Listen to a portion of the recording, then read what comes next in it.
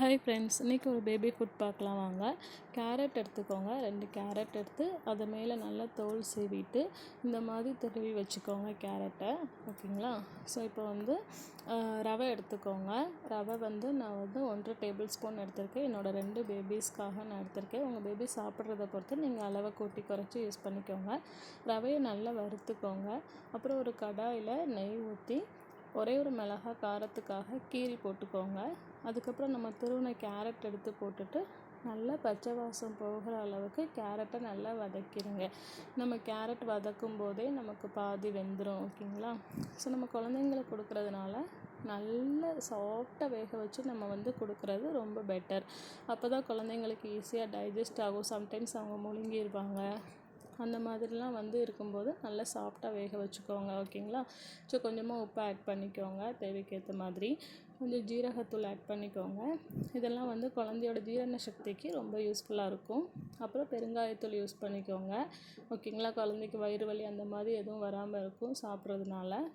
அதுக்கப்புறம் எல்லாத்தையுமே நல்லா வதக்கிட்டு தேவையான அளவு தண்ணி ஊற்றிக்கோங்க. நான் 1.5 டேபிள் ஸ்பூன் ரவைக்கு நான் 2 டம்ளர் தண்ணி நான் எடுத்திருக்கேன். ஏன்னா தாராளமாக தண்ணி ஊற்றிக்கோங்க. நல்லா கொலைய வேக வச்சே கொடுக்கலாம். ஏன்னா இது 6 மந்த்ஸ்லேருந்தே கொடுக்கலாம். ஓகேங்களா? ஸோ மழை டைமில் அதுக்கப்புறம் குழந்தைங்களுக்கு ஃபீவர் அந்த மாதிரி இருந்துச்சுன்னா நீங்கள் உளுந்து சேர்க்காமல் இட்லி கொடுக்காமல் இந்த மாதிரி ஃபுட் நீங்கள் கொடுக்கலாம். ஓகேங்களா? ஸோ கேரட் நல்லா வெந்ததுக்கப்புறமா நீங்கள் ரவையும் சேர்த்து போட்டு நல்லா வேக வைங்க ஃப்ரெண்ட்ஸ். ஓகேங்களா? ஸோ ரவையும் கேரட்டும் நல்லா சாஃப்டாக வேகட்டும்.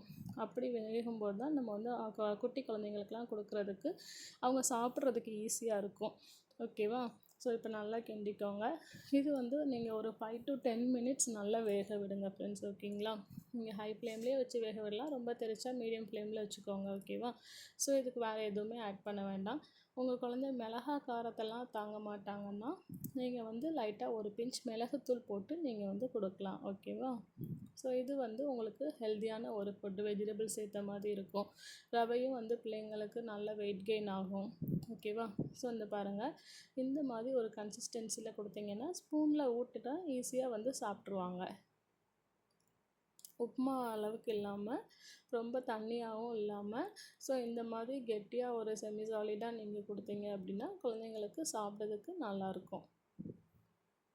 செஞ்சு உங்கள் குழந்தைங்களுக்கு கொடுத்து பாருங்கள் ஃப்ரெண்ட்ஸ்.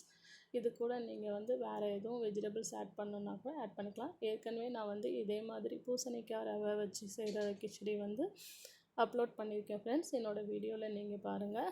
சப்ஸ்கிரைப் பண்ணுங்கள், சப்போர்ட் பண்ணுங்கள். தேங்க்யூ.